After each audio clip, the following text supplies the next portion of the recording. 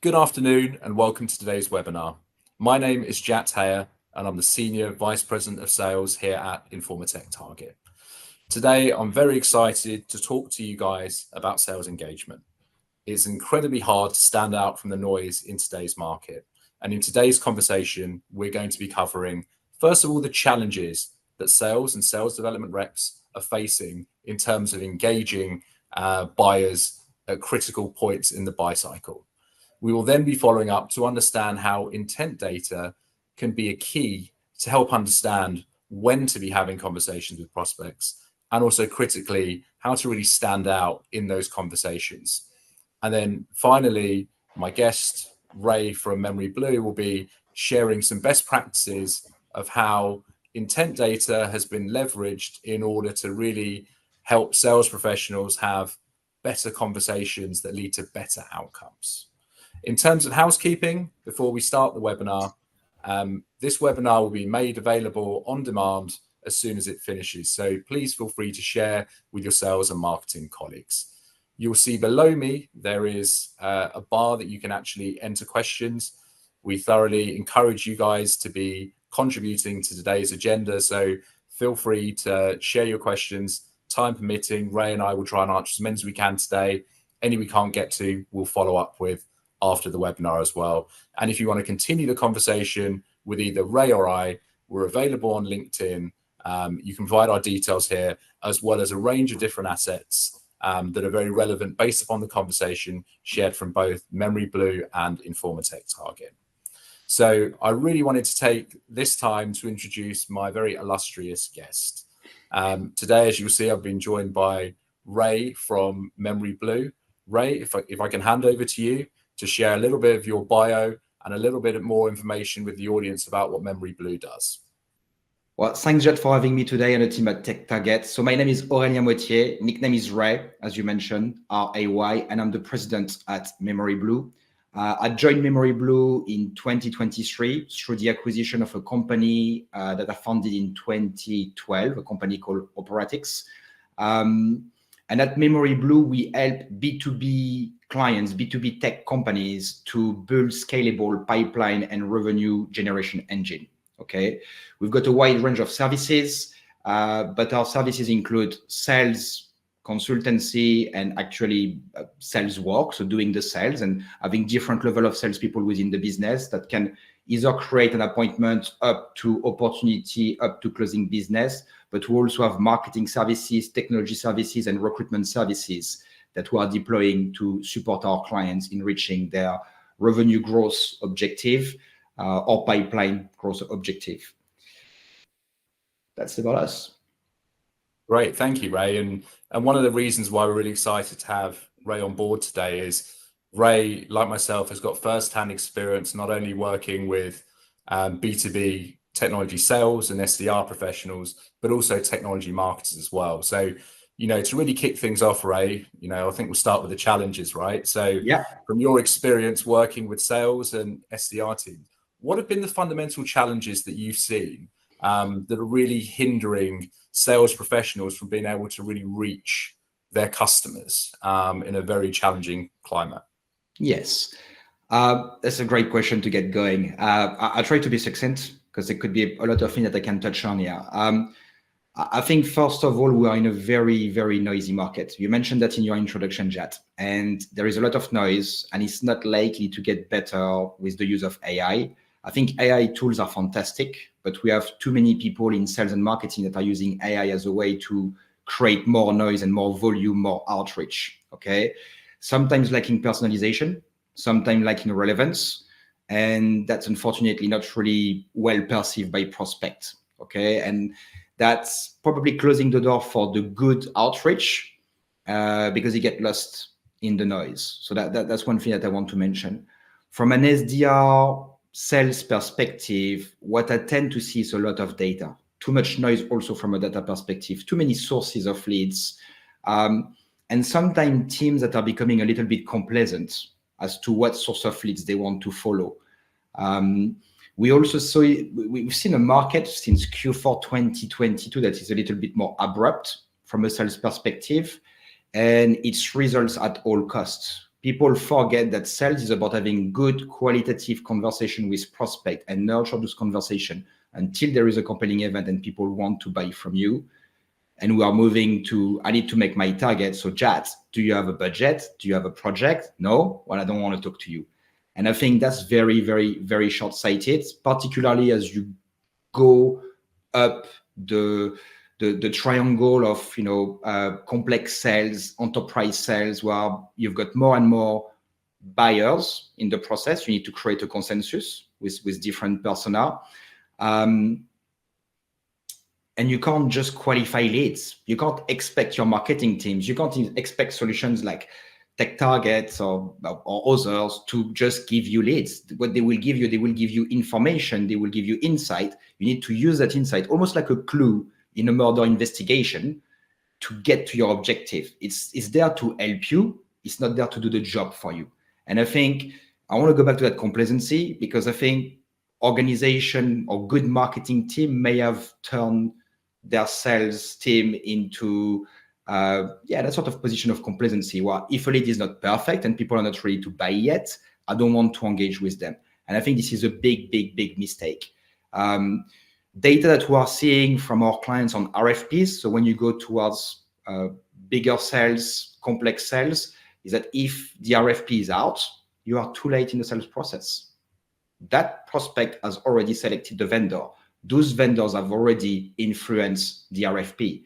So do not wait for the lead to be qualified.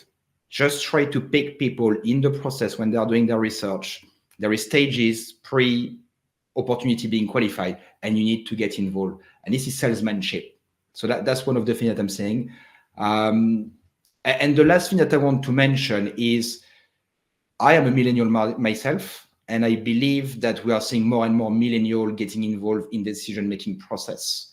I do believe that millennials are slightly different from the previous generation, that were more of a relationship builders, and you would meet with your partner or the A of such and such company and get information from them as to what's going on in the market. Now, I prompt ChatGPT, I prompt Perplexity. And in fact, if I look at the lead coming to memoryBlue with our marketing team, probably 40% of our leads are people finding us through content that has been indexed, our content being indexed in ChatGPT or tools like Perplexity.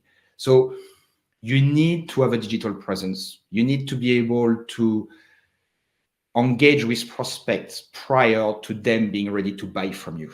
So that's what I'm seeing in the market. And this is why I'm seeing sometimes sales and marketing team coming a bit short, because they expect things to be fully baked. And you can't expect things to be fully baked when you are in a market with a bit of, headwind. And I think we're still in that market at the moment. No, I think it's some really interesting pickups you mentioned there, Ray, and a couple of things that I really took away from that were, first of all, I think it's quite refreshing to hear the notion of the importance of the conversation being at the forefront, because, as you mentioned, we've all got, strict KPIs, strict revenue targets to hit, and sometimes volume can be put in the forefront, and what outcome that happens is a challenging one where it's more focused on volumes and quantities rather than quality of conversation. So a really interesting pickup you made there.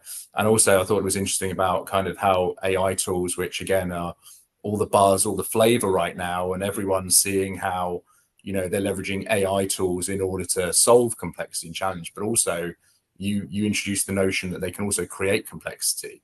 And they can create problems as well, and you have to be mindful of that as well. And I think even your point about millennials, I thought was a really interesting take, because that buying team dynamic has changed, and there are new buying personas who buy differently, and it's important that you do have a personalized strategy and are aware of how to actually speak in the customer's language as well in order to be successful. So some really, really interesting takeaways there, but I think it really sums up the challenges that both sales and sales development reps really face on a day-to-day basis. And again, that noise in the market, which we'll come on to in the second part of the presentation today, how can you really stand out? And we really want to try and help the audience with that today as well. But Ray, you guys conduct a lot of research as well. We do internally as well. And we actually conduct a research piece in Informa TechTarget called the Media Consumption Yeah. study. And what was really interesting about that was, I think it really highlights some of the challenges that you mentioned there, Ray. Like, we currently see 32% of the respondents of that survey said they're only willing to engage with vendors once they've actually considered putting them on the shortlist. Yeah. So again, it's a huge amount of time where buyers are wanting to self-educate, do their own research.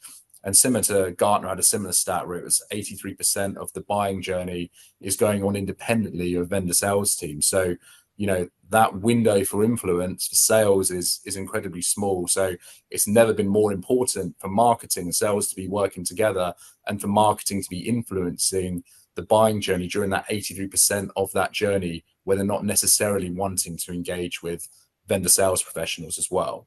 Mm-hmm. So, and that's, I suppose, a nice segue, Ray, and I wanted to come on to the next question, which is really, I know you do a lot with sales professionals, and you also do a lot with B2B technology marketers as well.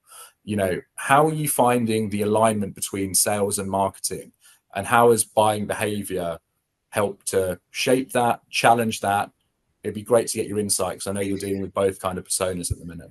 Yeah, this is super important for us. I mean, giving you like a little tip about the business. We experienced a fair amount of churn a few years ago, and the reason why we experienced that churn is because we were either engaged with the sales team or we were engaged with the marketing team. So you have the CRO getting us in or the CMO getting us in, but we would never in the sales process create the friction, if you will, of engaging with the CMO. So technically you speak to the CRO wants you in, may have worked with you in the past, and we would not go and speak to the CMO, maybe because we thought that could bring some complexity or some more time in the sales process. And that was a huge mistake, because what you end up doing, you end up starting working with the clients without being fully aligned and have that triangle between sales, that SDR function and marketing. But since then, I think we've done a lot of work from a customer success perspective to really become that glue between sales and marketing. But to your point, we are speaking to organizations, small and large. And some of them are doing a fantastic job at aligning sales and marketing. So, I don't want to make generalities here, but if we speak about the ones that are doing less of a good job, which are vast majority, I would say around 60 to 70%, often it comes with definition of what success look like, what goods look like, and it comes to consistency across the team. Okay, what we often see in a sales team, you've got different level of salespeople. You've got a salesperson that is new in the organization, right? They've got a new territory. These guys would want to meet with everybody in that territory. They want to create pipeline. They want to be out there. They don't care about, going to meeting and evangelizing and speaking to people and doing some demos. They want to be out there and they want to create some activities. And that's great. Some other may have been in the business for a little while. They may be working on 3 RFP this quarter. They're a little bit stressed. They need to do their number. And they want things that are a little bit more ready to eat. They want more qualified opportunities, okay? And that's the challenge that you've got, is how do you find solution or an SLA between sales and marketing that is a one-size-fits-all? And there is no real answer for that. Sometimes we find we have consistency across the board. Sometimes we actually agree that for a region or for a specific segment or for a specific sales team, we may have to slightly change the SLA to adapt to their needs. Okay. But it's very important to bring the people in the room. And one thing that we talk about, process normalization. I don't know if that makes sense to lots of people, but process normalization is when you are speaking about all the things that could go right, but also all the things that could go wrong in the process. And what would we do if things don't go right? Or, how do we react to it? And what's the process to do something about it? That process normalization is very important. And I think this is a step that lots of organizations forget. You get lots of excitement when there is a new program, and you may not speak about, hey, what happens if things don't go right? Another thing that we see in terms of alignment, when it comes to leads, when it comes to intent and intent within the bigger umbrella of marketing, is that not all lead sources are equal. Okay, so I'm going to come back a little bit into one of the points I was mentioning about, you've got great leads. Great leads are people coming to your website, say, yeah, I'm ready to buy, contact me, book me for a demo. I've got my checkbook out. Okay. And then you've got the leads that are maybe less qualified, which are people who are consuming content, or they are consuming your competitor contents and they are trying to educate themselves. Okay. But there is not often different level of conversion that are explained. There is not often different level of expectations in terms of the workload to take a lead from A to B, okay, in the process. And that's something that is also a real issue. We see SDR team expecting to treat all leads in the same way, okay? And that's process normalization, right? You're gonna get an intent lead. Do not expect them to be ready to buy. This is actually what you should do when you get an intent lead. This is how you should deal with it, and this is how you should nurturing. And that's often not done. Another thing that we tend to see is that the marketing team sometimes do not do enough education for the SDR and sales team to show them where the leads are coming from. So let's say I'm using Informa TechTarget as a platform, and I've got a lot of great content on your different website and everything. I need to show my SDR, BDR what he looks like, show them the journey of the prospect, show them how they become a lead, and show them what they've been consuming. So you give them the why, they will really get an understanding of why they are following up, okay? And that's, so if I was to sum up, I think getting the people in the same room, having that sort of process normalization of what can go wrong and how do we deal with it, segmenting the different source of leads or the different activities, and having specific conversion rate for each activities, but also being very clear about the amount of work that will be required. And you know what's counterintuitive? Less warm leads take more work, okay? And that's painful because people don't want to do it. I want to choose the path of less resistance. Oh yeah, of course, life would be easy. But unfortunately, it's sales. And in sales, you've got to create your own luck. So you need to take that intent lead, you've got to turn it around and turn an inbound into an outbound, and then push an account-based selling playbook. Have that discussion with the SDR, get them ready for it. They may not like it, but get them ready for it. Give them a process, measure. And that's the sort of thing that we see, Jat, as the misalignment. And that's what we try to solve with our customers. And Ray, I think there's been some really, really interesting discovery here. I think, for the listeners, don't worry, it's not all doom and gloom. We are here to help, but it is challenging out there, right? For sales and marketing professionals. As we've heard from Ray in the first half of the presentation today, there can be too much data, there can be not enough data, there can be sales and marketing misalignment. There can also be a struggle to really stand out from the noise. So I promise we're going to come to the solutions here. And one thing I really wanted to touch on was the notion of how intent data can help some of these challenges that you've mentioned, Ray. I think, to really stand out from the noise and to really be able to engage people with such a small window for sales professionals is incredibly difficult. So it'd be great to get your sense. I know a lot of the audience are very familiar with intent data. They might be practitioners at different levels, but it'd be great to hear your experience of how intent data has helped your sales organizations and BDRs have more informed and impactful conversations and improve, as I go back to that point you made earlier, like the quality of conversations that you guys are having. Yeah. Well, great question, Jat. Look, where to start? Intent data is very practical if you have a very large TAM to go after. Okay, you can start, instead of going from A, B, C, D, or whatever other method you would have, going through your Excel spreadsheet or whatever it may be, you can really pick on accounts that seem to be consuming your content. Okay, so I want to start there. Prioritization of who to go after to give you the best chance to have those great conversations. All right. Looking at buyers consuming competitors' information, competitors' data. Very interesting, because that's probably a revealing of the stage they are at and what they are doing. It's also interesting to mix intent data with other signals that you would have in your CRM system, things that could be offline, like events and other sources of leads. And again, we are helping our clients to do that a lot. And you may realize, let's say you are targeting a big bank in the UK, Barclays. You've got 3 people that seems to be consuming some intent data. But then you may realize that another 2 or 3 participated to a webinar, and you start to join the dots and realize that actually there's a fair few people that seems to be active around the content there. So these are the sort of things that are really important and we love in order to help us to. It's almost like, imagine you are speaking to a room full of your TAM, all right? And you're saying, this is what we're going to talk about. If you are interested, please stay in, stand up and come closer so we can have a closer interaction. If you're not interested, please leave the room, okay? So you can really start to almost reduce the list to people that seem to have an interest around your solution. So that's number 1. Number 2, in large organization, intent data can help you to identify the business centers that are the most relevant for you to start your outreach, okay? Potentially sometimes go up to the personal level and identifying the people that could be a champion or a sponsor that can help you to get to the next person and get the whole conversation going.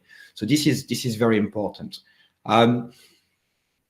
However, so that's the whole prioritization, understanding what's going on. There is a second step, which is how can you use intent data and all the other great stuff that you guys do at Informa TechTarget to tailor the conversation, okay? I'm being careful about not using the word personalization because I associate personalization with AI personalization, okay? I receive an email saying, hey, you are French. Oh, guess what? I was in Saint-Tropez this summer and I drank a little bit of rosé and now I want to sell you something.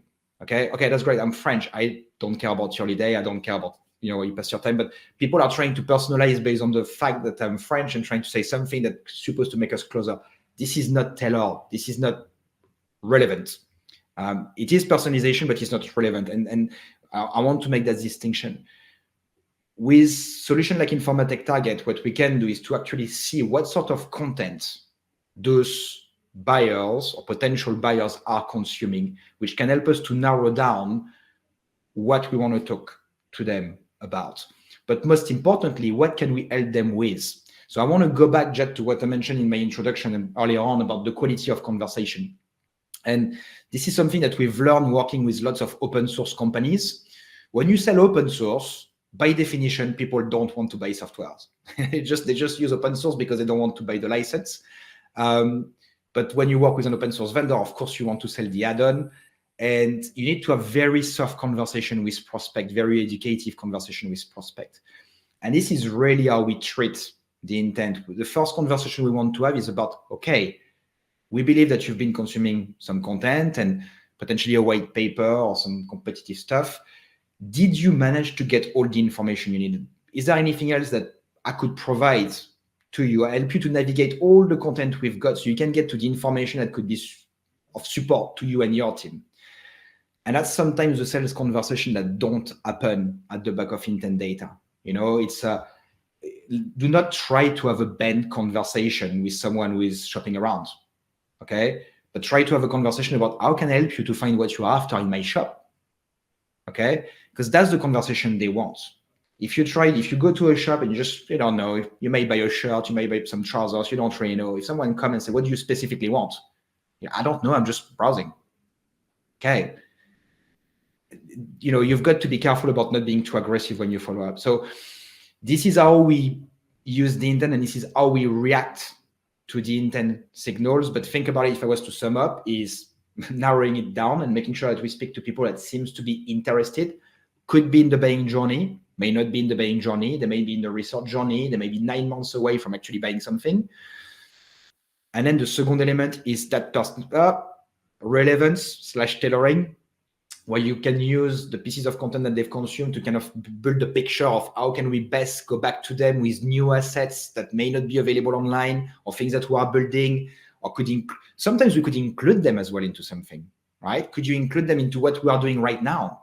A live webinar where they could speak to other people about their experience. So, there's lots of tactics that can be used. And the last part is don't qualify them. Don't try to bend them, right? This is poor. Consider them as that open source customer. consider that they don't want to buy, but they're researching, and you are here to help them to get to the information they need so they can tell you themselves if they will qualify for further conversation or not.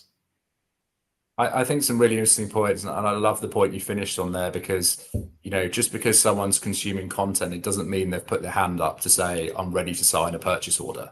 And that's sometimes how the handover of leads is passed through to sales.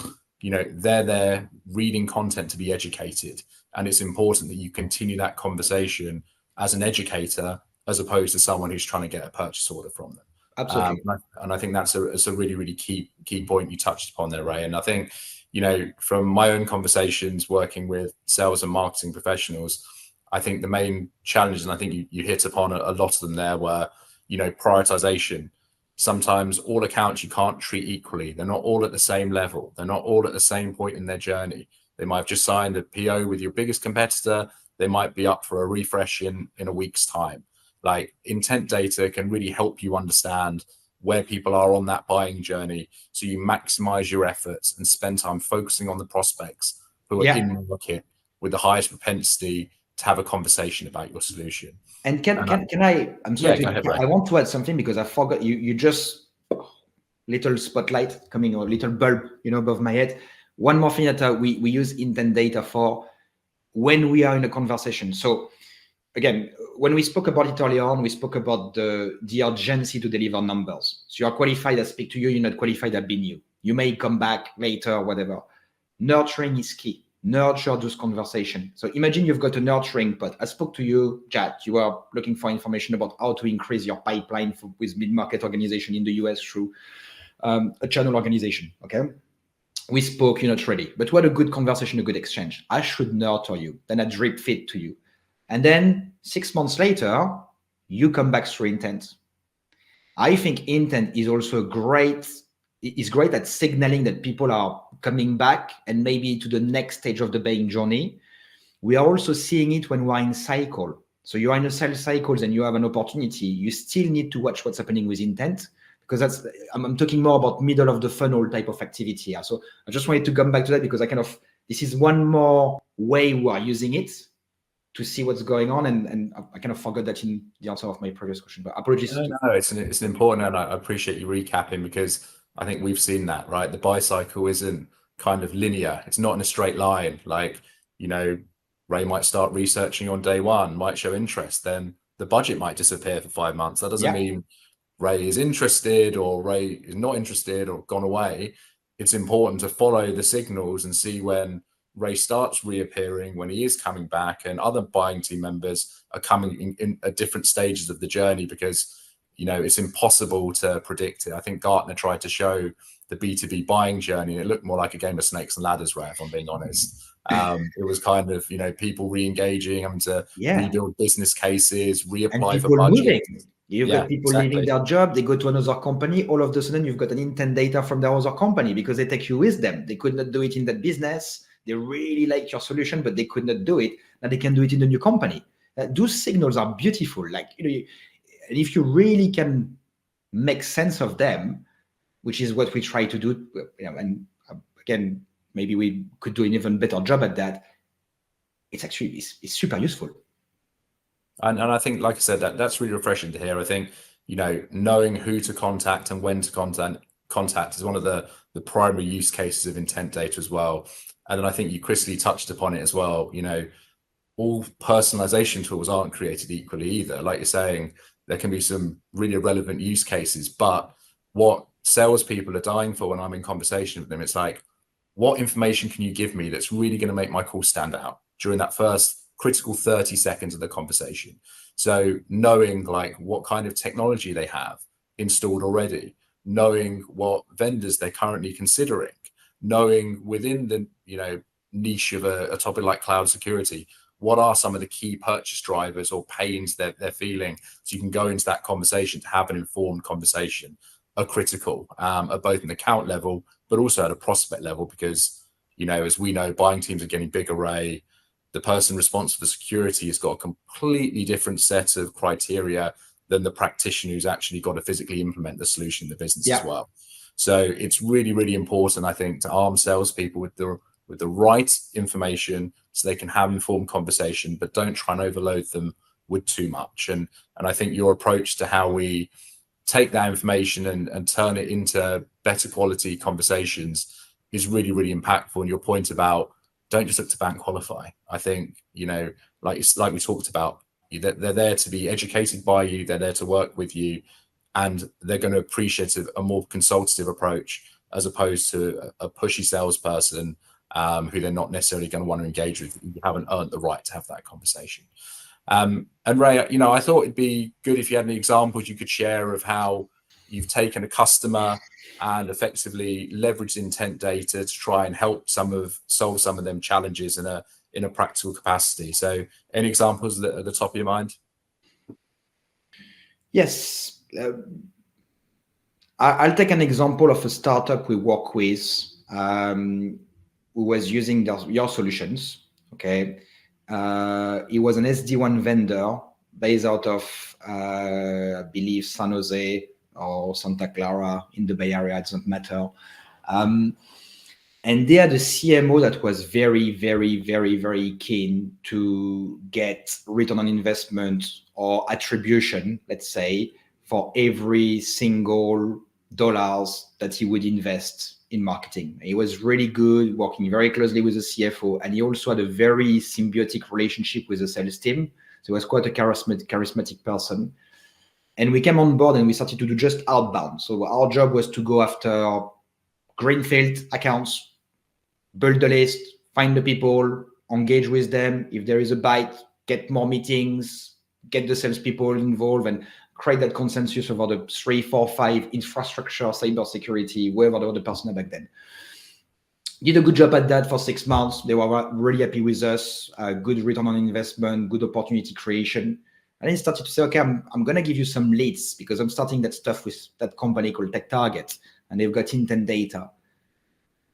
And I had a team that was just doing outbound calling. So as soon as they got that sort of information, it's literally bite his arm off and say, yeah, absolutely. And we really did well in doing the prioritization of the key accounts, but also personalizing the outreach. We were able to see what content they were using from competitors. So we were able to adapt our message in a very subtle way with battle cards to push our USPs and our agenda in conversation.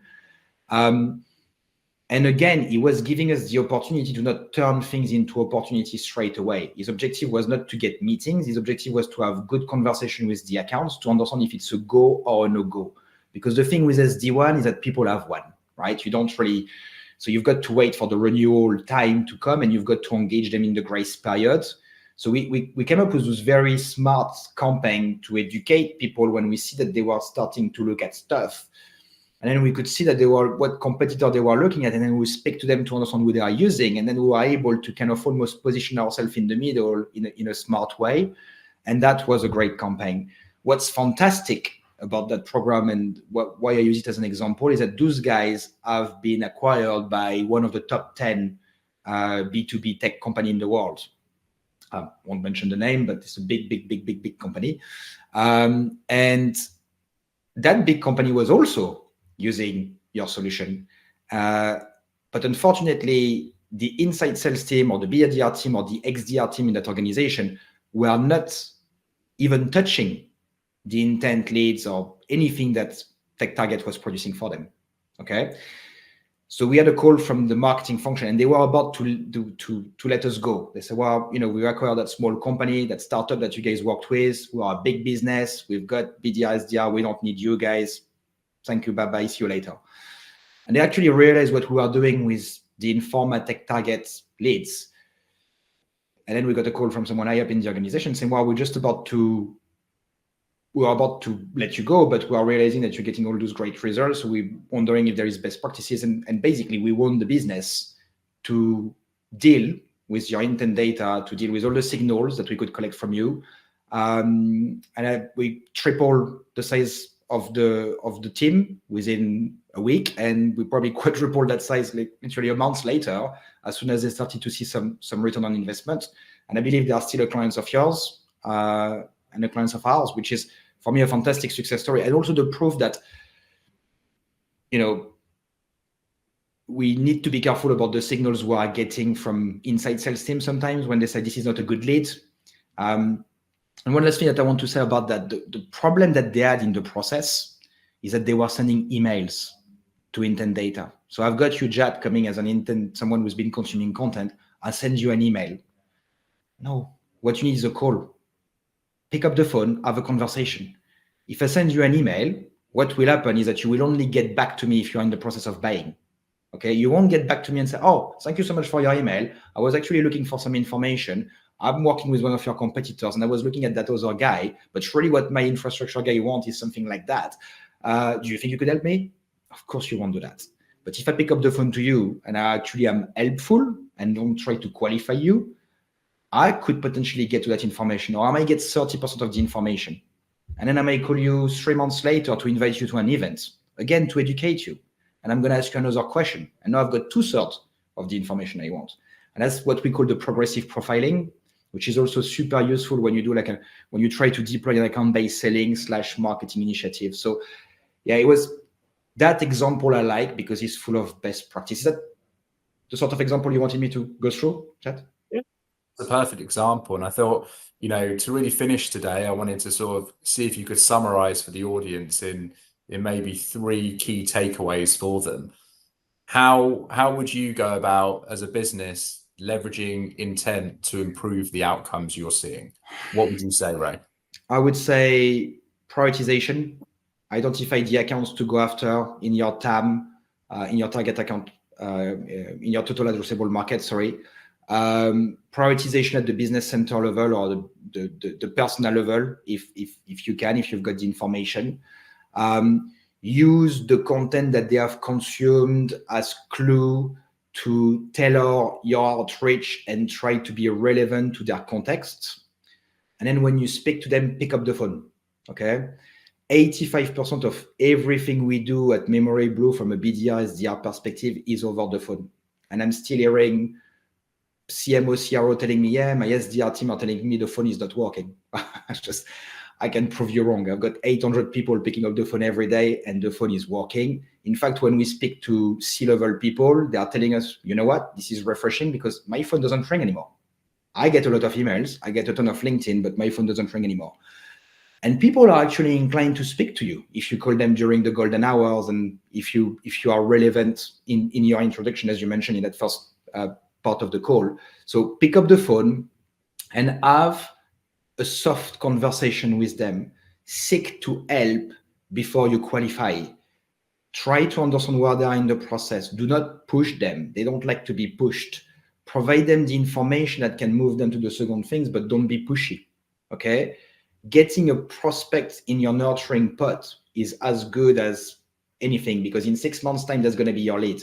And that's the thing. You need to run that marathon versus running that sprint of trying to qualify. And then what I would add is probably use the intent data post the initial engagement. After a meeting with key stakeholder, you may see that there is a few more people using or consuming content, or they might start to look at your competitors. Use that in the sales cycle. We tend to see clients not looking at the signals anymore because we are in a sales cycles. It's now with an AE. The AE may not care about all those signals, but they should. And this is where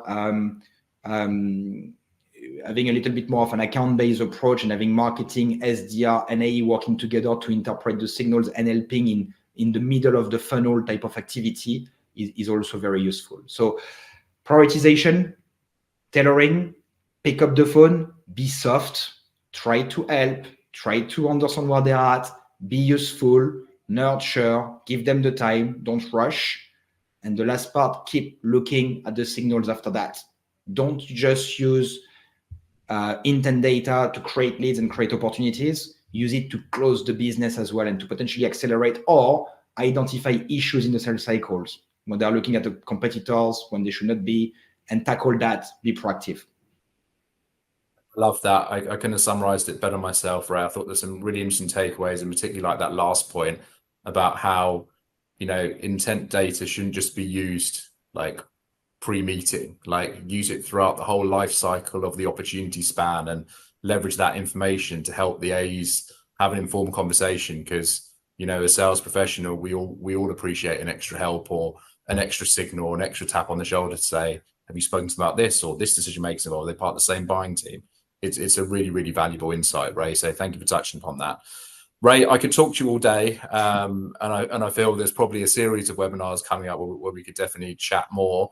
But obviously, in the interest of time today in the webinar, I wanted to make sure we had some time to review some of the questions coming in. And thank you to the audience, first for your listening, but secondly for the abundance of questions we've got here as well, which is great. So I think we're only going to have time to tackle one.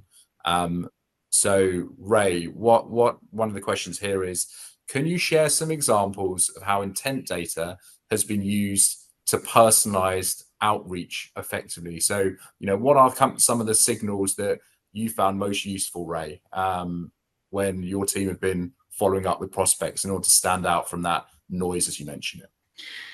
Yes, competitive displacement campaign, very useful.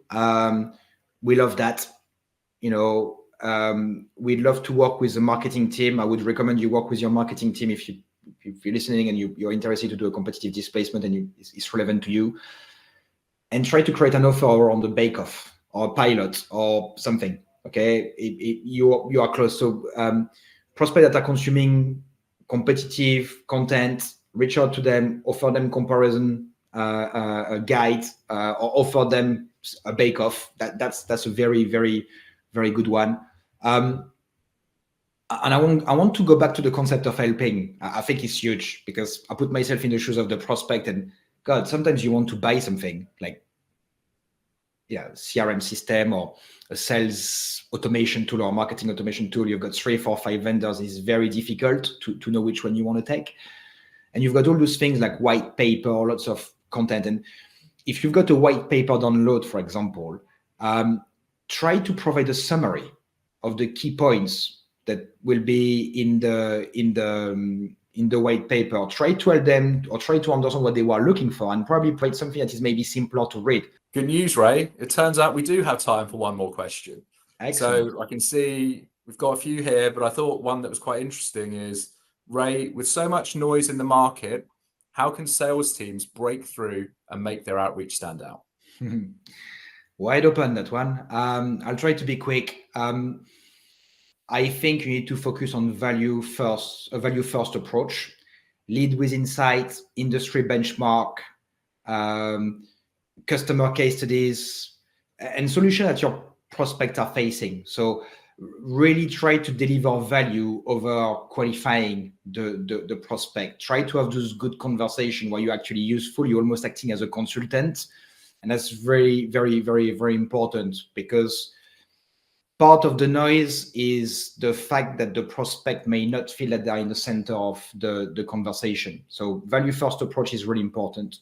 Multi-channel engagement is very important as well. I mentioned to you how important the phone is at memoryBlue. It's a huge differentiator. Okay, too many people are not really using the phone. I don't know if it's a question of, you know, a concern about having conversation, or anxiety of picking up the phone, but you need to combine email, LinkedIn, potentially even video messaging and conversation over the phone. Okay, that will diversify your outreach. Some people would prefer to have an interaction via email. Some others may be more reachable via LinkedIn. Some others may be more sensitive to a conversation. Okay, so you've got to adapt to the prospect and pick the channels that are right for them to have conversation. Time and relevance is also important. So reaching out at the right time and sharing the right type of information. Again, intent data can help you to identify the right time to engage with someone and potentially do a soft touch. But when I mentioned time and relevance, I think you've got to consider the giving enough time to the prospect to go to the next stage. Do not try to rush them. Okay, so how can you provide them information without them feeling urged? How can you use the activities that your marketing teams are doing, such as, you know, like a webinar like we are doing today? It could be a live event that you are attending. It could be whatever other campaign that they may have, as an opportunity or an excuse to engage with the prospect, have a conversation with the prospect again, try to invite them or include them because you think that there will be some value with them. Again, you want to help. Try to help before you qualify. And then I think what's very important is a human-centric approach. Look, I don't want to sound old-fashioned. I know that we're in a world of AI and we are AI-powered. We've got AI all over the business. But I do believe that people buy from people. I do believe in storytelling. I do believe in light humor. I believe in authentic connection. And I think that can really differentiate your outreach. Having people that you don't want relationship builder and you don't want to be fake, but try to hire a team of BDR, SDR team that are curious and genuinely care about solving problem for your prospect. And if you've got the right people in your team, they will do the rest. But this is a big criteria when we recruit for us. Human-centric approach is still super, super relevant. And I think it will become more and more relevant up until Gen AI or becomes smart enough that it can, bring emotional intelligence and all the subtleties that humans are able to do, but computers can't do right now. And people need that. You need to read between the line. So yeah, I would say value-first approach, multi-channel engagement, time and relevance, and human-centric outreach, building emotional bridge with prospect. No, some great tips there, Ray. Thank you so much for joining today. For everyone, I hope you found the conversation as useful, interesting, and engaging as I have. Ray, thank you so much for your input today. The audience, thank you so much for joining us. There's a few more questions we'll follow up with after the webinar completes as well. But as we mentioned, this will be made available on demand. So please feel free, and we'd really appreciate if you shared with your colleagues. And as a reminder, there's additional pieces of content, both from memoryBlue and Informa TechTarget, that supports the conversation we've had today. So take a look, have a download, and we appreciate your time today. Thank you very much.